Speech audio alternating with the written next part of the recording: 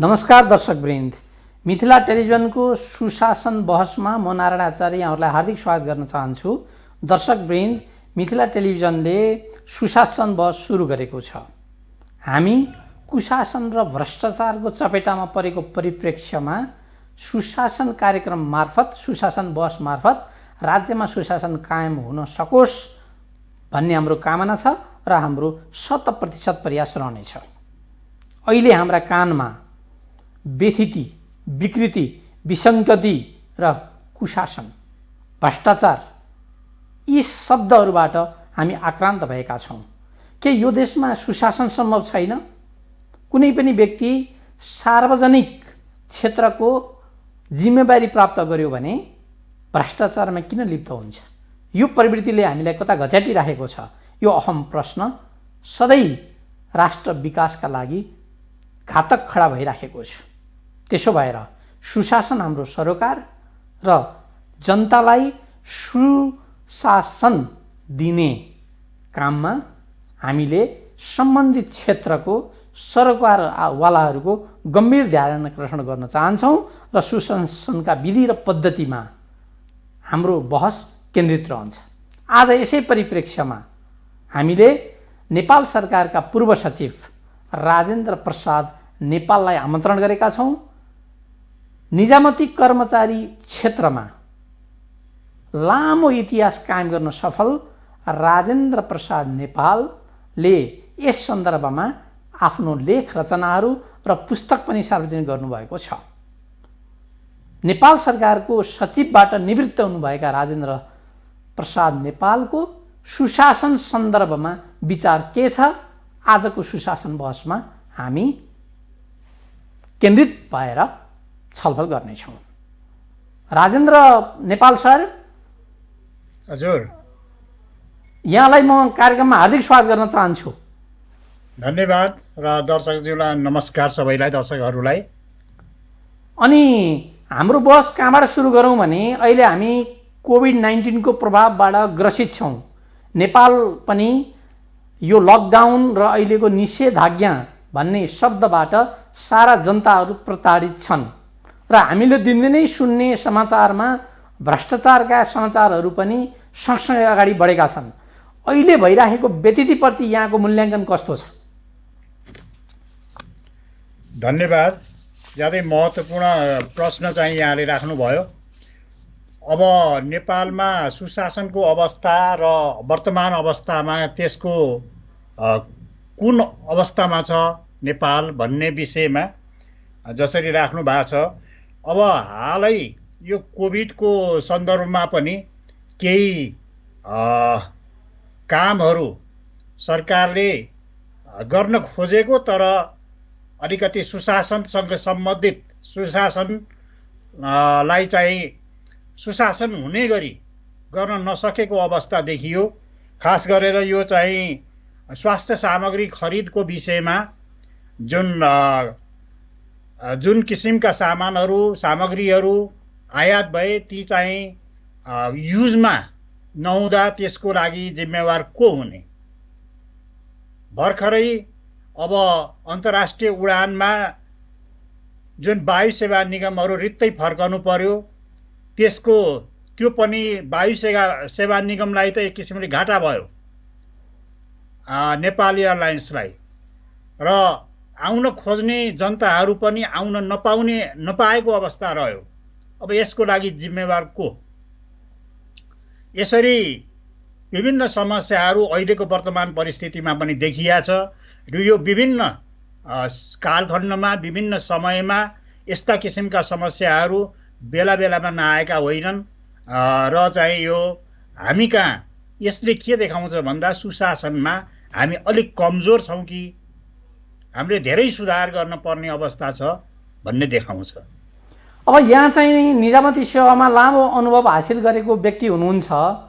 यहाँ पञ्चायत कालको समयमा सेवा प्रवेश गर्नुभयो, बहुदलीय व्यवस्थापनलाई पनि जान्नुभयो र त्यसै गरी लोकतान्त्रिक गणतन्त्रको समयमा पनि यहाँले सचिव जस्तो एउटा महत्त्वपूर्ण र जिम्मेवार पदमा रहेर काम गर्नुभयो नेपाल सरकारको। अब अहिले यहाँ जति लोकतन्त्र प्रजातन्त्रका कुराकानी गरिएको छ, यो भ्रष्टाचार विसङ्गति विकृति बढ्नुको कारक तत्त्व यहाँले के देखिराख्नु भएको छ? अब यसमा मुख्यतः जिम्मेवार जवाबदेहीपन बिल्कुलै देखिया छैन। जवाबदेही कसैले केही अब जवाफ दिनुपर्ने, आफूले प्राप्त गरेको कामको, आफूले जिम्मा लिएको कामको जवाबदेही खोज्ने पनि र दिने पनि जुन किसिमको मेकानिजम छ त्यो मेकानिजम त्यति कामयाबी हुन सकेको छैन। त्यस्तै गरी पारदर्शिताको विषयमा अब नेपाल सरकारका वेबसाइट हेर्ने हो भने अपडेट ती वेबसाइटहरू देखिँदैन। त्यसले गर्दा पनि पारदर्शिताको समस्या त्यहाँ देखिया छ। कानुनले, संविधानले पारदर्शी गर्न पर्ने कुरा उल्लेख गरेको छ। सूचना माग्ने र पाउने जुन हक संविधानले कायम गरेको छ त्यसलाई चाहिँ कार्यान्वयनमा ल्याउन धेरै मेहनत गर्नुपर्ने अवस्था छ। त्यस्तै गरी कानुनी शासनमा पनि धेरै कुराको कमजोरी, कानुन अनुसार गर्न पर्ने कामहरू हुन नसकेको, नभएको अवस्था छ। त्यसमा पनि सुधार गर्नुपर्ने अवस्था छ। यी यावत समस्याहरू अहिले सुधार गर्न पर्ने आवश्यकता छ। समस्या धेरै सेक्टरमा, सुशासनको विषयमा धेरै सेक्टरमा समस्या देखिएको छ। अब जनताले दशकौँबाट असल सरकारको प्रतीक्षामा समय गुजारे। अब यो असल सरकार भनेको के होला त राजेन्द्र नेपालज्यू? अब असल सरकार भन्नाले अब ठ्याक्कै एक शब्दमा भनियो भने छरितो सरकार हो, चुस्त सरकार हो। सरकार भद्दा ठुलो हुनु हुँदैन। सरकारले सबै कुरा ओगट्ने होइन। सरकारले आफूले गर्न सक्ने भन्दा पनि अरू सेक्टरले गर्न सक्ने, जस्तै प्राइभेट सेक्टरले गर्न सक्ने, एनजिओहरूले गर्न सक्ने, सामाजिक संस्थाले गर्न सक्ने किसिमका कामहरू ती सेक्टरलाई दिनुपर्छ। र सरकारले नीति तर्जुमा गर्ने काम, त्यसलाई कार्यान्वयनमा सही किसिमले कार्यान्वयनमा ल्याउने काम, त्यसको अनुगमन र मूल्याङ्कन गर्ने काम र त्यही किसिमको दण्ड र जरिवाना गर्ने काम र फिडब्याक प्राप्त गरेर थप नीतिलाई परिमार्जन गर्ने काममा चाहिँ सरकार इन्भल्भ हुनुपर्छ। सरकारले आफै डुगा चलाउने होइन कि सरकारले सहजकर्ताको रूपमा काम गर्नुपर्छ। सरकार नतिजामुखी भएर काम गर्नुपर्छ। रिजल्टको अपेक्षा गर्नुपर्छ। कुनै काम गरिसकेपछि जवाफदेही र पारदर्शी पनि हुन सक्न पर्यो। सरकारले काम जिम्मा जसलाई जिम्मा ल्याएछ त्यसको जवाफदेहिता सम्बन्धित पदाधिकारीहरूले दिनुपर्ने र सरकारले लिनुपर्ने र त्यसको चाहिँ चित्त बुझ्दो किसिमले जनतालाई जानकारी गराउनु पर्ने आवश्यकता छ। त्यो भयो भने त्यस्तो किसिमको सरकारलाई असल सरकार, राम्रो सरकार भनिन्छ। त्यस्तै गरी सरकार चाहिँ खर्च गर्ने भन्दा पनि कसरी आर्जन गर्न सकिन्छ, खर्च चाहिँ प्रायोरिटीको आधारमा महत्त्वपूर्ण क्षेत्रमा खर्च गर्नु पर्यो र त्यो खर्च गर्नको लागि आम्दानी जुटाउने सरकार राम्रो सरकारको रूपमा देखिन्छ। सरकार भविष्य द्रष्टाको रूपमा रहनु पर्यो। भविष्यमा यो काम हुन्छ, यसरी गर्नुपर्छ, यो प्रक्रियाबाट जानुपर्छ भन्ने कुरो सरकारले निश्चित गर्न पर्यो, सबैलाई जानकारी गराउनु पर्यो। अब अहिले खास गरी गणतन्त्र आइसकेपछि, नयाँ संविधान जारी भइसकेपछि सरकार पनि एउटा तहको छैन, 3 तहको सरकार छ। अब भनौँ न, एउटा सङ्घीय सरकार भयो, प्रदेश सरकार भयो, स्थानीय सरकार भयो। अब कुन सरकारको काम चाहिँ के हुने त? अब यसमा कानुनले स्पष्ट व्याख्या गरेका छ। कतिपय कुराहरूमा अब कन्फ्युजन, दोहोरो समन्वयको अभावमा दोहोरिएका कुराहरू पनि छन्। खास गरेर कार्यक्रम सञ्चालन, बजेट तथा कार्यक्रम सञ्चालन गर्ने विषयमा त्यसमा स्पष्ट डिमार्केसन नभएको, कन्फ्युजन भएको अवस्था छ। यस्तो कन्फ्युजन भएको अवस्थालाई हटाउनुपर्छ। त्यस्तै गरी सेवा प्रवाहमा पनि स्पष्ट रूपमा कुन सेवा कुन निकायले प्रदान गर्ने, फेडरलले के गर्ने, स्टेटले के गर्ने र लोकल लेभलले कुन सेवा प्रदान गर्ने, त्यो कुरो संविधानमा स्पष्ट उल्लेख छ र त्यही अनुसार कानुनमा पनि परिमार्जन गर्न पर्ने। कानुनमा पनि धेरै कुरा छ तर परिमार्जन गर्नुपर्ने आवश्यकता छ भने त्यसमा परिमार्जन गरेर नदोहोरिने किसिमले र समन्वय हुने किसिमले अगाडि बढ्नुपर्छ। त्यो भयो भने एक किसिमले हाम्रो फेडरलिजमको जुन उद्देश्य हो त्यो पुरा हुन सक्छ। अब हामीले प्रजातन्त्रका कुरा गऱ्यौँ, हामीले डिसेन्ट्रलाइजेसन विकेन्द्रीकरणका कुरा गऱ्यौँ, तर वास्तविक अनुभूति त कस्तो भइराखेको देखिन्छ भने सरकार सञ्चालनको विधि र पद्धति हेर्दाखेरिमा डिसेन्ट्रलाइजेसन होइन कि सेन्ट्रलाइजेसन भयो जस्तो, केन्द्रले नै सबै शक्ति चाहिने आफ्नो हातमा लिएको जस्तो देखिन्छ, होइन र? अहिले देख्दा व्यवहारमा त्यस्तो देखिया छ, तर कानुनले चाहिँ स्वायत्त एक किसिमले जुन सरकार स्थानीय तहहरू एउटा सरकारकै रूपमा उपस्थित छन्, कानुनले त्यो परिकल्पना गरेका छ र कानुनले परिकल्पना गरेकोलाई हामी केही यो कानुन अनुसार जान नसकेर अथवा नगएर अथवा बुझाइमा त्यसको केही कमजोरी भएर होला केन्द्रले फेडरलले पनि हस्तक्षेप गर्ने अवस्था छ र लोकल लेभलले फेडरलको निर्णयको प्रतीक्षा गर्ने जुन किसिमको पुरानो मानसिकता हो त्यसमा अझै पनि सुधार भइसकेका छैन। त्यसमा सुधार गर्न एक किसिमले माइन्ड सेट पनि चेन्ज गर्न पर्ने अवस्था छ।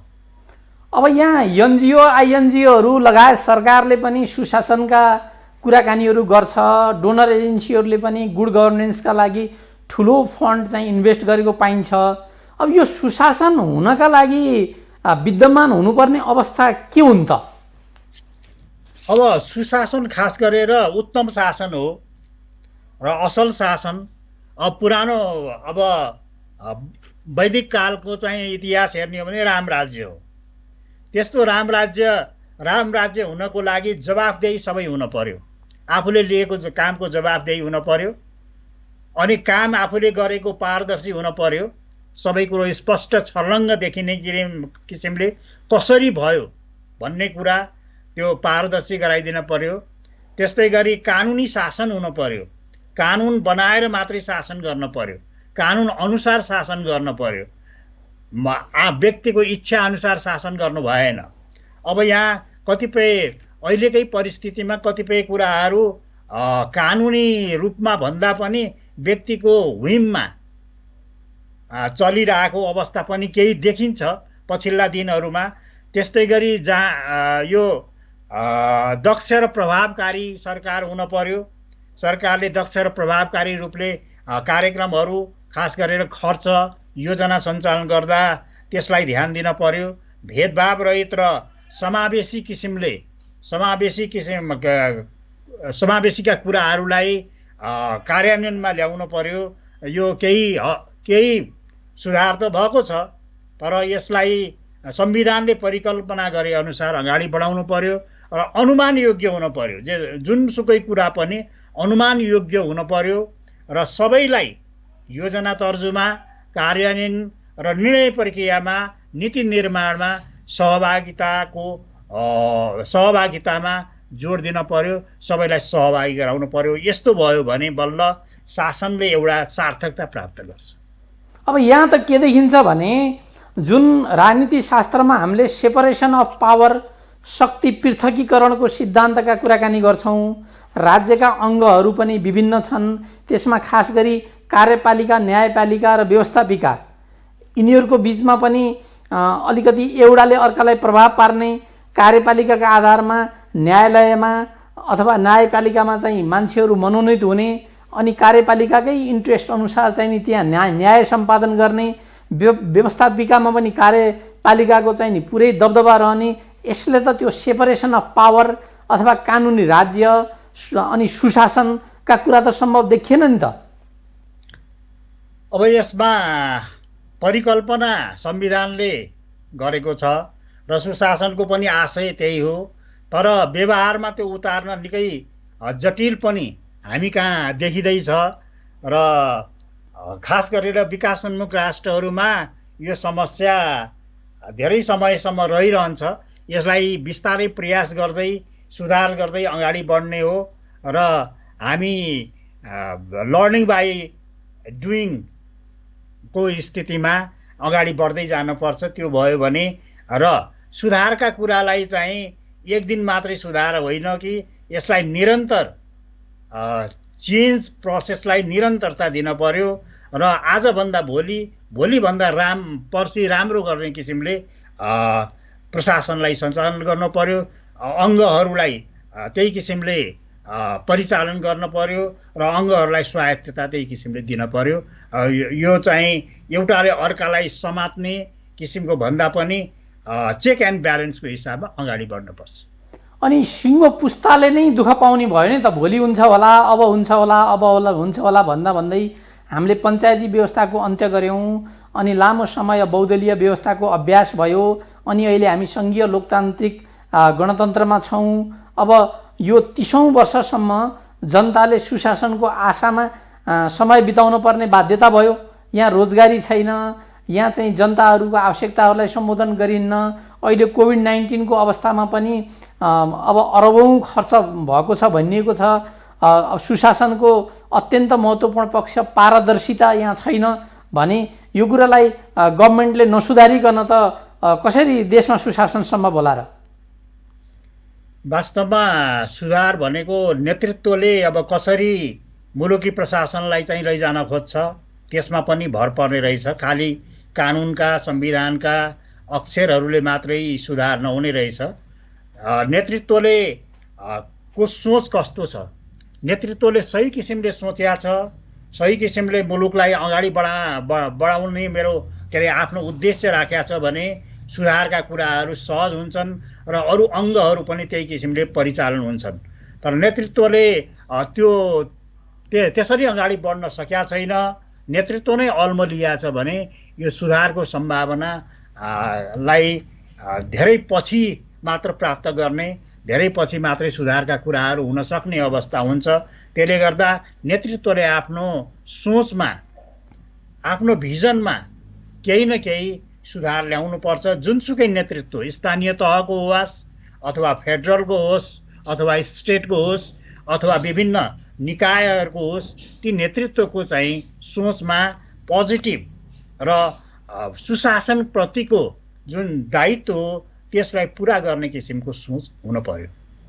अब जनतालाई प्रत्यक्ष सर्भिस क्याटर गर्ने आर्मी, पुलिस अनि ब्युरोक्रेसी, निजामती प्रशासन, अनि यसमा नै शुद्धता छैन।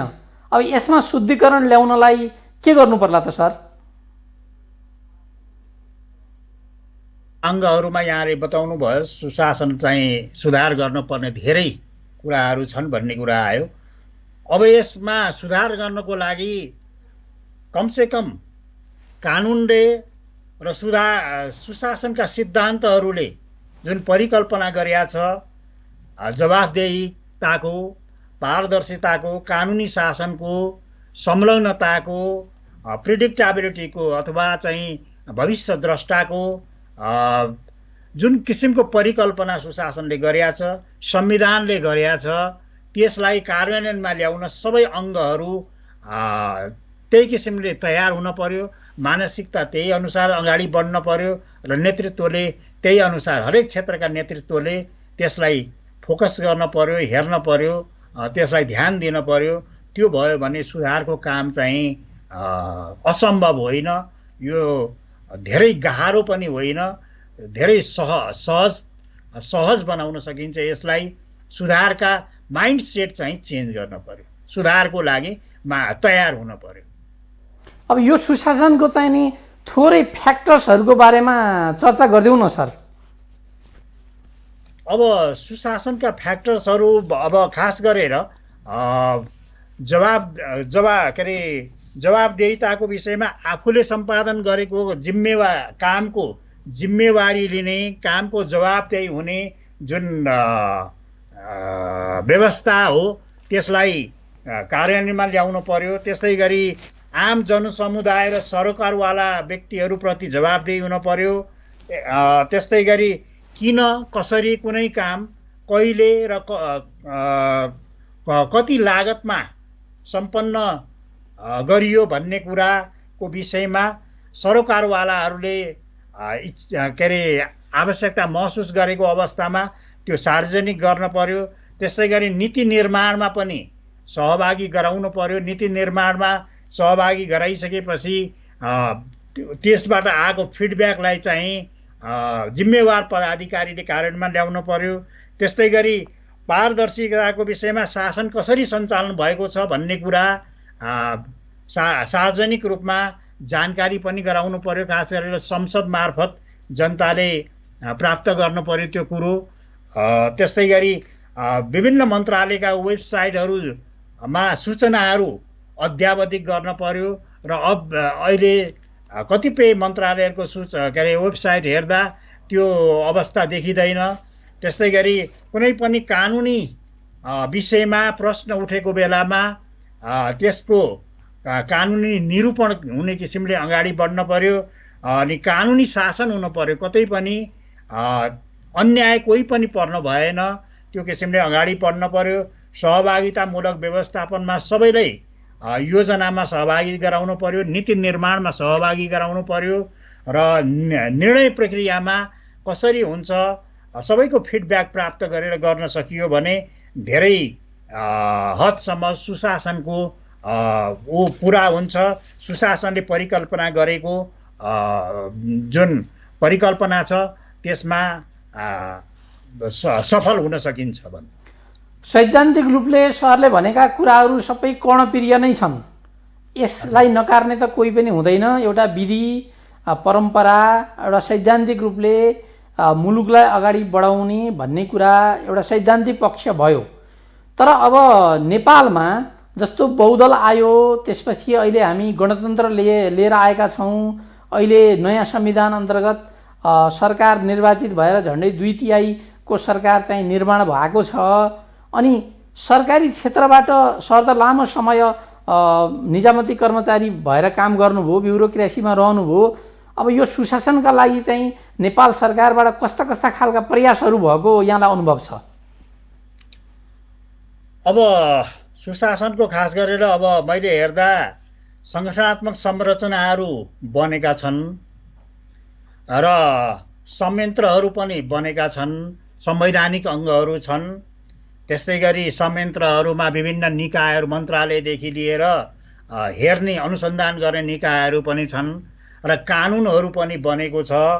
र यो सबै कानुनहरू बनेको यी सबै जति पनि कानुनहरू बनेका छन् त्यसलाई जुन किसिमले कार्यान्वयन हुनुपर्ने हो त्यो अनुसार कानुनमा उल्लेख भए अनुसार हुन सकेको छैन। यसमा चाहिँ धेरै सुधार गर्न पर्ने अवस्था छ। त्यस्तै गरी विभिन्न निकायहरूले दिएको प्रतिवेदनमा, खास गरेर अख्तियारले दिएको प्रतिवेदनमा, त्यसपछि महालेखा परीक्षक कार्यालयले दिएको प्रतिवेदनका कुराहरू दोहोरिएको अवस्था छ। हरेक वर्ष ती कुराहरू दोहोरिएको अवस्था छ। मानव अधिकारले दिएको प्रतिवेदनमा, लोकसेवा आयोगले दिएको प्रतिवेदनमा कुराहरू हरेक वर्ष त्यही दोहोरिएको अवस्था छ। त्यसमा चाहिँ सुधार भएको कमै पाइया छ। त्यसलाई विशेष ध्यान दिएर सुधार गर्नुपर्ने अवस्था छ र त्यसअनुसार सुधार हुन सक्यो भने सुशासनको धेरै हदसम्म हामी चाहिँ नजिक पुग्नेछौँ। जस्तो यहाँले महालेखा परीक्षक को कुराकानी गर्नुभयो। महालेखा परीक्षकको चाहिँ नि प्रतिवेदनमा झन्डै 50% बजेट खर्च गर्दाखेरिमा बेरुजु निस्किएको प्रतिवेदन अस्ति मात्रै सार्वजनिक भएको छ। अनि यो हदसम्मको चाहिँ नि एक किसिमले भन्यो नि अकर्मण्यता, आर्थिक अस्तव्यस्तता, अब यसरी सुशासन कसरी सम्भव होला? अब बेरुजुको अङ्क जहाँसम्म कुरा गर्ने हो भने बेरुजुको अङ्क जुन अङ्क आएको छ त्यो विगतको कलेक्टिभ अङ्क पनि हो, क्युमुलेटिभ अङ्क पनि हो, नम्बर 1। नम्बर 2, अब बेरुजु पनि विभिन्न किसिमका छन्। नियमित गर्न पर्ने बेरुजु, पेस्की बेरुजु, गम्भीर प्रकृतिका बेरुजु, असुल गर्न पर्ने बेरुजु। त्यो बेरुजुहरू जुन नियमित गर्न पर्ने बेरुजुहरू समयमै नियमित गराउनु पर्छ। खास गरेर यसमा मन्त्रालयको नेतृत्वले ध्यान दिने हो। त्यस्तै गरी असुल उपर गर्न पर्ने बेरुजुहरूलाई समयमा असुल गर्न सकियो भने सुशासनको अवस्थामा केही सुधार हुन्छ। त्यस्तै गरी पेस्की लिएपछि कति समयभित्र फर्सोट गर्नुपर्छ काम सम्पन्न भएको भन्ने कुरा पनि कानुनले स्पष्ट व्यवस्था गरेको छ र कानुनले व्यवस्था गरे अनुसार फर्सोट गराउन सक्ने मेकानिजम गर्ने मन्त्रालयको नेतृत्वले फर्सोट गराउने व्यवस्थालाई कडाइका साथ लागू गर्यो भने महालेखा परीक्षकले उठाएका बेरोजगारीको जुन अङ्क छ त्यसमा निकै सुधार हुन्छ। अब राजनीतिक नेतृत्वबाट आउने उच्च तहको प्रशासनिक नेतृत्व जस्तो मन्त्रीहरू प्रधानमन्त्री स्वयंलाई पनि खर्च आम्दानीका प्रक्रियाहरू थाहा नहुन सक्छन्। अब कर्मचारी तन्त्र भनेको थाई सरकार हो, अनि नेपालमा यो ब्युरोक्रेसी नै अत्यन्त करप्टेड छ भन्ने जुन यहाँहरूप्रति लागेको आरोप छ, एउटा पूर्व सचिवको हैसियतले के भन्नुहुन्छ सरले? अब यसमा सबै कर्मचारीलाई एउटै घानमा मुस्दा त्यो त्यति रमाइलो सुनिँदैन। तर कुरो के हो भन्दा ब्युरोक्रेसीमा सुधार गर्न पर्ने धेरै कुराहरू छन्। ब्युरोक्रेसीलाई जवाफदेही बनाउनु पर्ने, जिम्मेवार बनाउनु पर्ने काममा कानुनले त्यो किसिमको परिकल्पना गरे पनि व्यवहारमा त्यो किसिमको काम हुन सकेको छैन। काम राम्रोसँग सम्पन्न नगरेको कर्मचारीहरू पनि अब प्रमोसन हो, प्रमोसनको चाहिँ खाओस् भन्ने किसिमको जुन एउटा मेन्टालिटी छ, उसले पाउने सुविधा हो, उसले अगाडि बढ्ने कुरामा उसको किन रोक्ने भन्ने किसिमको जुन मेन्टालिटी हो, त्यो मेन्टालिटीमा नै चेन्ज गर्नुपर्छ, माइन्डसेटमा नै चेन्ज गर्नुपर्छ। मेरो प्रश्न यहाँनिर केन्द्रित छ कि मैले सरको विशेष ध्यानाकर्षण गरेँ, कर्मचारी तन्त्रले चाहेदेखि सुशासनमा हामीले गुणात्मक वृद्धि गर्न सक्छौँ कि सक्दैनौँ? सक्छौँ, एकदम सक्छौँ। कर्मचारी तन्त्रले कानुन देखाएर, नेतृत्व तहलाई कानुन देखाएर कानुनले यो मिल्दैन भनेर स्पष्ट भनिदिने हो भने यसमा धेरै सुधार हुन्छ। र अहिले चाहिँ नेतृत्वले भनेको कुरो मान्ने किसिमले जुन अगाडि बढ्ने अवस्था छ त्यसमा सुधार गर्नुपर्छ। नेतृत्व रिसायो भने फेरि चाहिँ मेरो थप लाइफ क्यारियरमा असर गर्छ कि भन्ने जुन सोच छ त्यो सोच चाहिँ हटाउनुपर्छ र स्पष्ट रूपमा कानुनले व्यवस्था गरेका कुराहरूलाई नेतृत्व तहलाई आफ्नो राय सुझाव र चाहिँ त्यसमा कानुनी राय सुझाव प्रदान गर्नुपर्छ र व्यवहारिक रूपमा के राम्रो हुन्छ भन्ने कुरा नेतृत्वलाई कतिपय कुरा थाहा नहुन सक्छ र सल्लाहकारको रूपमा पनि उसले भूमिका निर्वाह गर्नुपर्छ। ऊ खालि यस म्यानको रूपमा काम गर्नु हुँदैन। ठ्याक्कै अहिले सरले निष्पक्ष आँखाले हेर्दाखेरिमा नेपालमा सुशासनको अवस्था कस्तो छ हाम्रो दर्शकहरूलाई बताइदिउँ त सर। अब विभिन्न संवैधानिक अङ्गहरूको रिपोर्ट हेर्दा ज्यादै नै सुधार गर्न पर्ने खाँचो छ।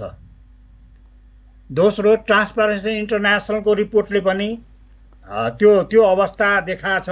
सुधार गर्नुपर्ने धेरै कुराहरूको बारेमा ट्रान्सपरेन्सी इन्टरनेसनलले पनि औल्याएको छ र त्यसलाई सुधार गर्नुपर्ने अवस्था छ।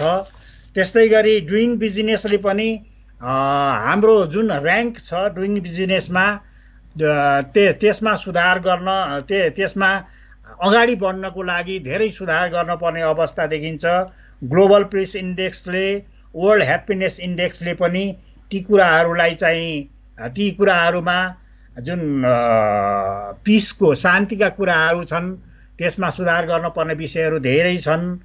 त्यस्तै गरी दैनिक पत्र पत्रिकाले, मिडियाले विभिन्न कुरा उठाएका छन्। राजनीतिक दलले आफ्नो आम्दानी र खर्चको स्टेटमेन्ट निर्वाचन आयोगमा बुझाउनु पर्ने जुन प्रावधान छ त्यो पनि जनतामा शङ्का हुने किसिमले मात्रै बुझाइएको अवस्था छ। त्यसलाई एउटा किसिमले बुझाउनु पर्छ भन्ने कानुनी व्यवस्था भएकोले बुझाएको जस्तो देखिया छ र त्यसमा जनताले त्यति धेरै विश्वास गरेको अवस्था छैन। खालि एउटा औपचारिकताको लागि गरे जस्तो देखिन्छ। देखिन्छ। त्यस्तै गरी एनजिओ को प्रति जवाफदेही हुने भन्ने कुरो पनि कहीँ कतै स्पष्ट रूपमा भनिएको छैन। त्यस्तै गरी निजी क्षेत्र, त्यस्तै गरी निजी क्षेत्रले वर्गीय हितको लागि मात्रै काम गरेको अवस्था छ। जनताको चासोको विषयमा त्यति कमै सरोकार राखेको र त्यसलाई नियमन गर्ने निकाय, सरकारी निकायले पनि सुधार त्यति उल्लेख्य रूपमा गर्न नसकेको अवस्था छ। चुनाव चाहिँ महँगो हुँदै गएछ। कर्मचारी माथिल्लो तहसँग जवाफदेही हुने, जिम्मेवार हुने माथिल्लो तहको प्रति मात्रै हुने अवस्था छ। कर्मचारी आफूले सेवा प्रदान गरेको जुन सेवाग्राहीप्रति, जनताप्रति जवाफदेही भएको अवस्था कमै पाउँछौँ। त्यस्तै गरी सुरक्षाको अपेक्षा छ, समाजमा आर्जन गर्नेको हाइहाइ छ। यी कुराहरूमा सुधार हुनुपर्छ। यो कुरा सुधार गर्न निजामती कर्मचारी लगायत राजनीतिक क्षेत्रबाट पनि अहम भूमिका खेल्नुपर्छ। खास गरेर नेतृत्व तहले नै यसमा एक किसिमले दृढ रूपमा लाग्ने हो भने सुधार चाहिँ धेरै हुन्छ। अब जस्तो राजनीतिक नेतृत्व र कर्मचारी तन्त्रको बीचमा पोजिटिभ समन्वय हुनु पर्यो, होइन सर? हजुर।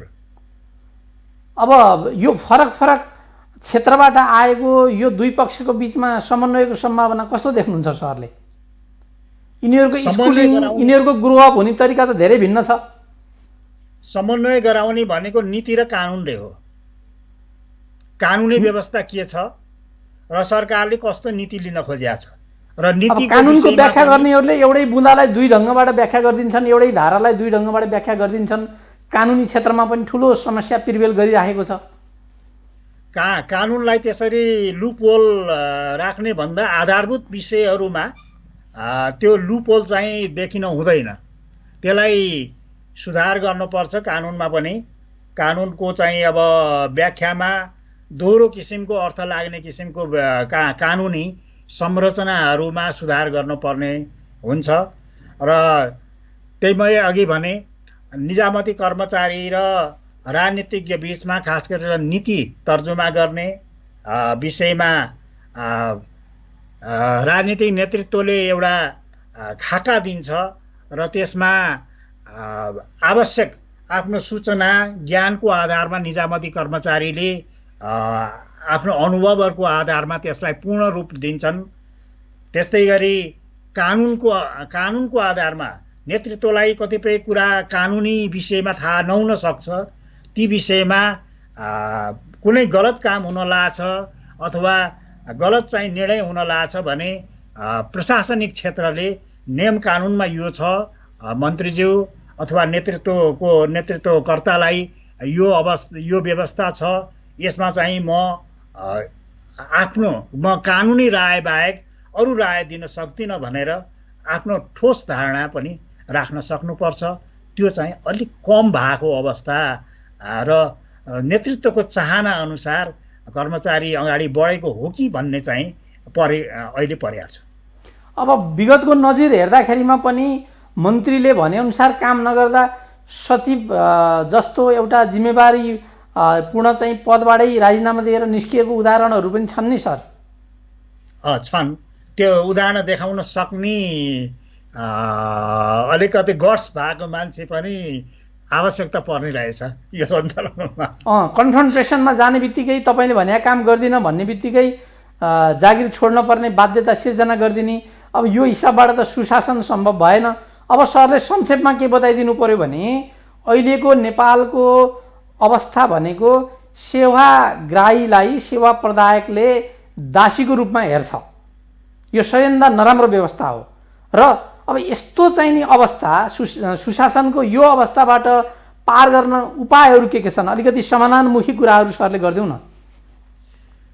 अब यसमा पहिलो कुरो त सेवाग्राही प्रति जुन किसिमको व्यवहार निजामती कर्मचारीका फ्रन्टलाइनमा बस्नेहरूले गर्नुपर्ने हो त्यो व्यवहार देखाउनु पर्यो।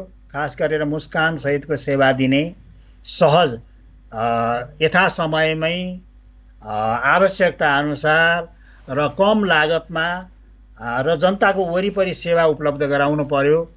निजामती कर्मचारीले त्यस किसिमको संयन्त्र पनि केन्द्रीय सरकार, स्थानीय तहका सरकारहरूले त्यो संयन्त्र बनाउनु पर्यो र कर्मचारीलाई त्यसप्रति जवाफदेही बनाउनु पर्यो र के कामहरू अगाडि बढाउने हो, के काम कसरी अगाडि बढ्या छ भन्ने कुराको पारदर्शी रूपमा जानकारी पनि गराउनु पर्यो।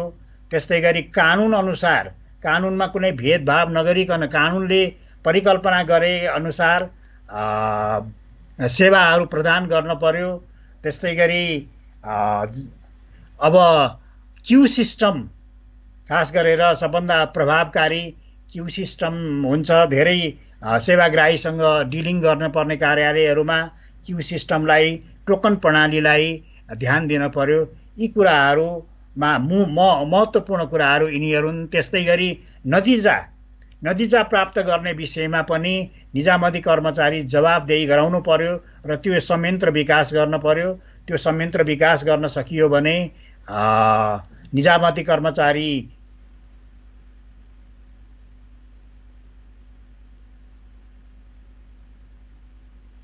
गर्नुपर्नेछ।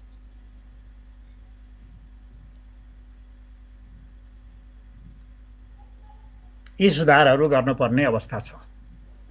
हुन्छ सर, समय र संवादका लागि मिथिला नेपाल टेलिभिजनको तर्फबाट यहाँलाई धेरै धेरै धन्यवाद दिन चाहन्छु।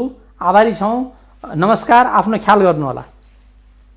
नमस्कार। यहाँहरू सबैलाई मेरो आफूलाई लागेका कुराहरू र आफूले चाहिँ विगतमा अनुभव गरेका कुराहरू सेयर गर्न पाएकोमा म पनि मिथिला टेलिभिजन र खास गरेर नारायण आचार्यप्रति आभारी छु।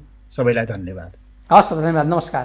दर्शकवृन्द, भर्खरै हामीले कुराकानी गऱ्यौँ नेपाल सरकारका पूर्व सचिव, एउटा कर्मचारी तन्त्रमा लामो इतिहास बोकेका र तुलनात्मक रूपमा धेरै स्वच्छ छवि कायम राख्न सफल पूर्व सचिव राजेन्द्र प्रसाद नेपालसँग सुशासन गणतन्त्रको सबैभन्दा ठुलो आवश्यकता हो। खाली राजनीतिक व्यवस्थामा परिवर्तन भएर जनताले सुख पाउँदैनन् र राष्ट्र समृद्धशाली हुँदैन। प्रधानमन्त्रीले भन्नुभयो जस्तो सुखी नेपाली र समृद्ध नेपालको सपना साकार पार्नका लागि सुशासन अनिवार्य छ। हामी भ्रष्टाचार र कुशासनलाई खबरदारी गर्छौँ, सुशासनलाई स्थापित गर्छौँ। यो हाम्रो प्रतिबद्धता हो। मिथिला नेपाल टेलिभिजनको सुशासन बहस हेरेर रचनात्मक पृष्ठपोषणको हामी अपेक्षा गर्छौँ। यहाँहरूले पठाउनुहोला। अर्को सुशासन बहसमा अर्को विशेष व्यक्तित्वका साथ उपस्थित हुने बाचा गर्दै आजको सुशासन बहसबाट म नारायण आचार्य बिदा हुन चाहन्छु। यहाँहरूको समय मङ्गलमय रहोस्। आफ्नो ख्याल राख्नुहोला। हस्त, धन्यवाद।